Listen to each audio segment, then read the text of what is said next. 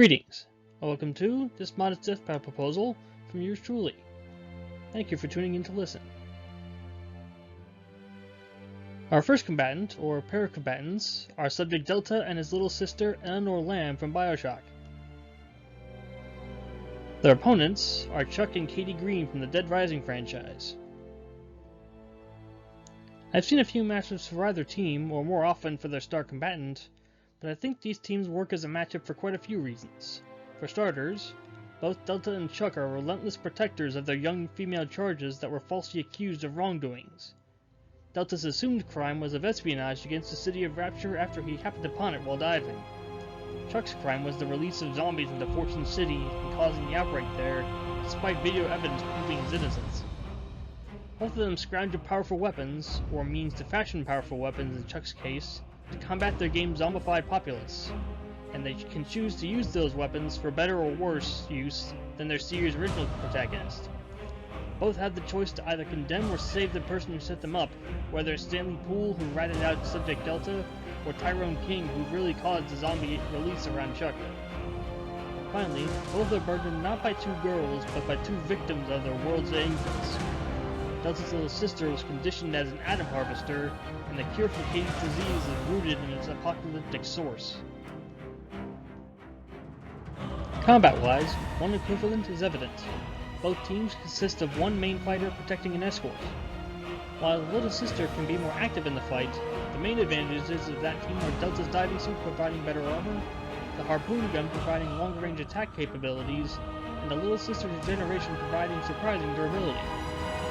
In the other corner, Chuck's advantages lie in his crafting ability for producing effective, unorthodox weapons with more common components, his chainsaw bike granting obvious maneuvering options, and his bond to Katie strictly being familial instead of through the bond conditioning of Big Daddies and Little Sisters. Snowflake the Tiger could also be a significant advantage if included. When it comes to the animation potential, the track name I had in mind was Fathers Against Time and Tides, marketing back to the parent-child relationship of each pair and the scope of the odds they face. The time between Delta's death and his revival, and the time before Katie succumbs to the zombie virus, coupled with the zombified tides against them, and the literal tides that Delta dives into for his mission. The best setting for the fight, in my opinion, is a quarantine beach resort, a setting that allows for Delta's presence and enough material for Chuck's arsenal. The setup I see is Eleanor and Katie playing together on the beach, Chuck watching from a distance. Subject Delta walks in from the water, looking for his little sister. Upon seeing Delta, Chuck readies his weapons and goes to defend the girls. Delta goes on the offensive as well, more reflexively.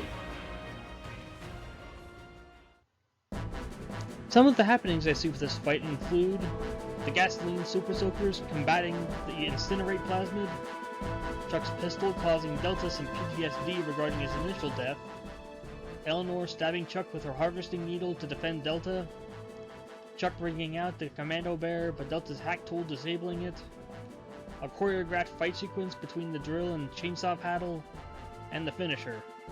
Delta's drill plows through the chainsaw bike, throwing both riders to the sand as the sun sets and Katie's Zombrex timer nears the end of his opportunity window.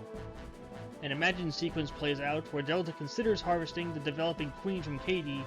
Chuck's dying efforts plead for his daughter's life.